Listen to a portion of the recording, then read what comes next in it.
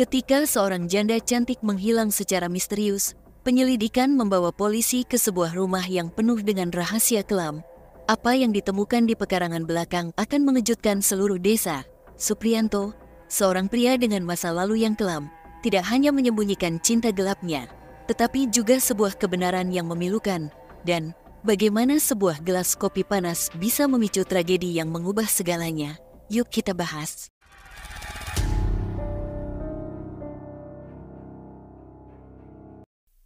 Seorang wanita bernama Kartika Margaretti Diah Pratiwi yang berusia 28 tahun merupakan warga Dusun Bendo, Desa Randusari, Kecamatan Slogohimo, Kabupaten Wonogiri, Jawa Tengah.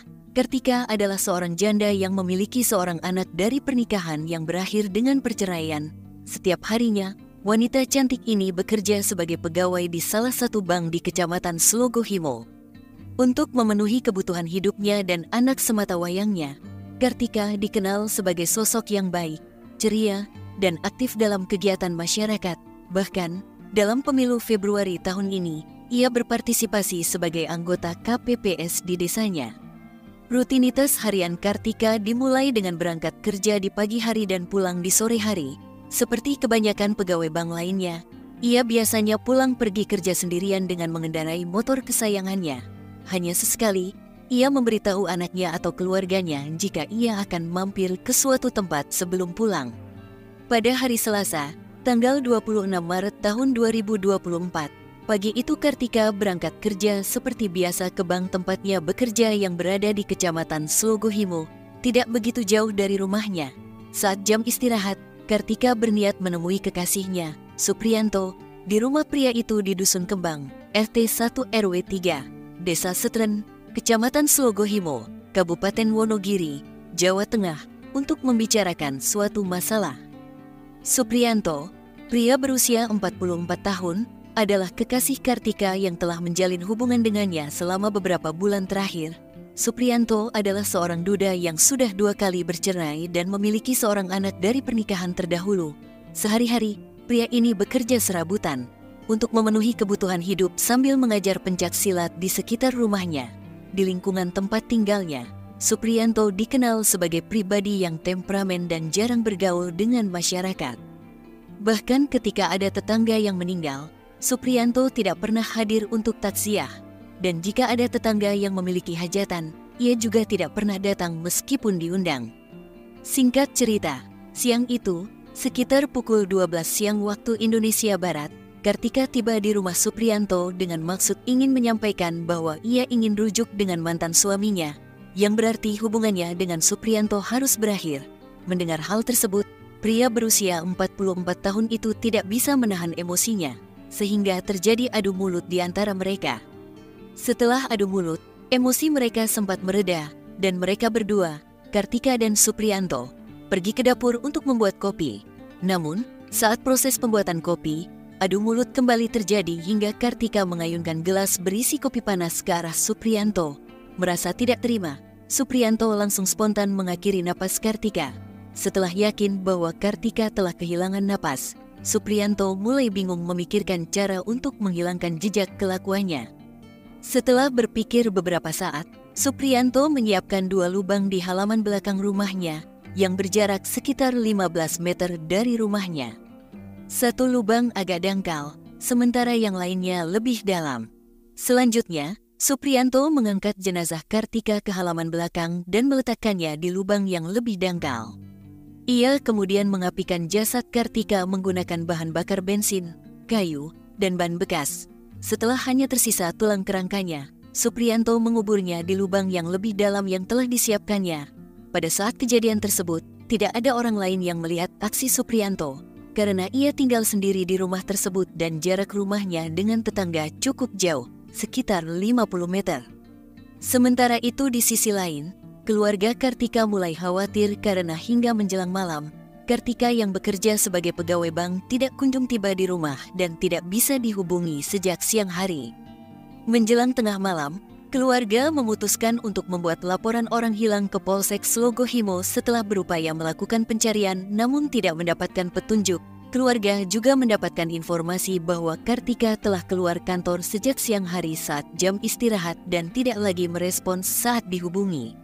Setelah dilakukan penyelidikan selama hampir 1 bulan atas hilangnya Kartika Margarethi Diah Pratiwi, seorang janda cantik yang bekerja sebagai karyawati bank, akhirnya diperoleh petunjuk bahwa wanita tersebut kemungkinan besar sudah kehilangan napas. Penyelidikan kemudian mengarah pada Supriyanto, seorang pria yang diketahui memiliki hubungan spesial dengan Kartika. Dari hasil penyelidikan lebih lanjut, diketahui bahwa Supriyanto adalah residivis dalam kasus Rajapati dan KDRT, serta sudah 2 kali dipenjara. Pada tahun 2009, Supriyanto dipenjara karena kasus Rajapati dan dihukum beberapa tahun penjara. Kemudian pada tahun 2018, ia kembali masuk penjara selama 11 bulan karena melakukan KDRT terhadap mantan istrinya. Dengan informasi ini, dugaan bahwa Kartika mungkin telah diakhiri napasnya oleh Supriyanto semakin kuat. Untuk membuktikan hal ini, pada Senin, tanggal 22 April tahun 2024, polisi mendatangi rumah Supriyanto di Dusun Kembang, RT 1 RW 3, Desa Setren, Kecamatan Slogohimo, Kabupaten Wonogiri, Jawa Tengah, untuk melakukan pemeriksaan dan penggeledahan. Awalnya, Supriyanto tidak mengakui tuduhan polisi dan mengatakan bahwa ia tidak mengetahui keberadaan Kartika. Namun, polisi tidak mempercayai pernyataannya begitu saja dan melakukan penggeledahan serta penyisiran lokasi dengan melibatkan anjing pelacak. Dalam proses tersebut, ditemukan kuburan berisi jenazah perempuan yang sudah tinggal kerangka dan ada bekas terbakar di pekarangan belakang rumah Supriyanto dengan jarak sekitar 15 meter dari rumahnya. Diduga kuat kerangka tersebut adalah milik Kartika Margarethi Diah Pratiwi, seorang janda cantik berusia 28 tahun yang bekerja sebagai pegawai bank dan dikabarkan hilang sejak tanggal 26 Maret tahun 2024. Untuk memastikan identitas kerangka tersebut, jenazah yang tinggal kerangka itu dibawa ke Rumah Sakit Bayangkara Surakarta untuk dilakukan autopsi. Dengan adanya temuan tersebut, polisi kemudian menggiring Supriyanto untuk menjalani pemeriksaan di Mapolres Wonogiri. Hingga akhirnya, Supriyanto ditetapkan sebagai tersangka atas kasus ini. Di hadapan penyidik, Supriyanto yang tak bisa mengelak lagi akhirnya mengakui bahwa ia secara spontan menghilangkan napas kekasihnya itu karena sakit hati terhadap perkataannya. Emosinya memuncak saat Kartika datang ke rumahnya pada hari Selasa, tanggal 26 Maret tahun 2024. Siang, dan mengatakan bahwa ia ingin rujuk dengan mantan suaminya. Dari keterangan Supriyanto, itu adalah pertama kalinya Kartika menyatakan keinginannya untuk rujuk dengan mantan suaminya. Setelah terjadi pertengkaran, emosinya semakin terpancing saat korban mengayunkan air kopi panas dari gelas yang dilemparkan ke arahnya hingga terjadilah peristiwa tersebut. Sementara itu, kesaksian mengejutkan diperoleh dari tetangga terdekat pelaku. Ketika polisi hendak meminjam cangkul pada tanggal 22 April tahun 2024 untuk membongkar halaman belakang Supriyanto, tetangga tersebut mengaku langsung berpikir bahwa Supriyanto mungkin telah menghilangkan napas seseorang dan menguburkannya di sekitar rumahnya. Supriyanto, pria berusia 44 tahun dan seorang residivis, dijerat dengan pasal 338 Kitab Undang-Undang Hukum Pidana dengan ancaman hukuman maksimal 15 tahun penjara. Namun, Kapolres Wonogiri menyatakan bahwa kemungkinan besar hukumannya bisa lebih berat mengingat ia adalah seorang residivis yang sudah 2 kali keluar masuk penjara. Dari cerita ini, kita dapat mengambil pelajaran penting tentang dampak buruk dari emosi yang tidak terkendali.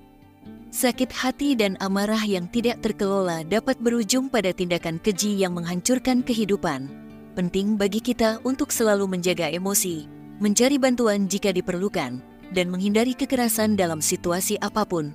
Selain itu, kita harus berhati-hati dalam memilih pasangan dan selalu waspada terhadap tanda-tanda perilaku berbahaya, mengutamakan keselamatan dan kesejahteraan pribadi serta keluarga. Dan semoga pelaku mendapatkan hukuman yang setimpal. Bagaimana tanggapan kalian cerita ini? Silahkan komen serta jangan lupa like dan subscribe.